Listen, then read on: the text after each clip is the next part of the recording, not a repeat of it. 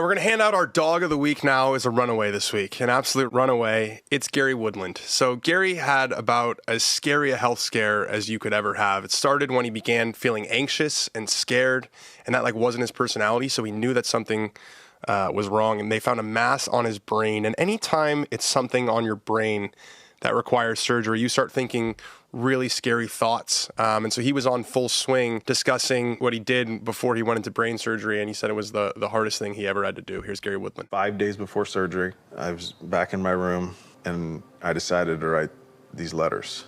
I started with the kids.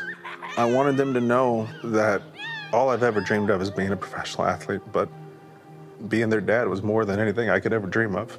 So Gary was a big star of Full Swing Season 3, and Chad Mumm, the executive producer of the show and the head of Pro Shop, is back here. It's now been out for 6 days. How'd you guys decide to include Gary's story? So Gary was actually one of the first players we interviewed in, when we were getting ready for Season 1.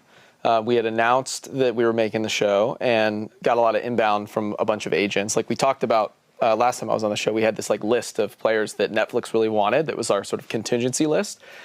Gary wasn't one of those players, but he was one that I think he's rep by Excel. They reached out and said, hey, you should meet with Gary.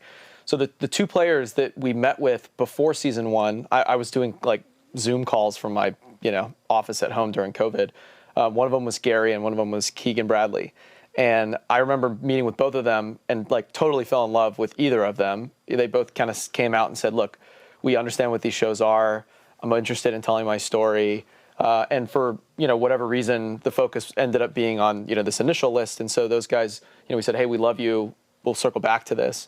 Obviously, Keegan in Season 2, had an amazing run and was an incredible, maybe the best character we've ever had in the show in terms of giving us access to the most heartbreaking moment.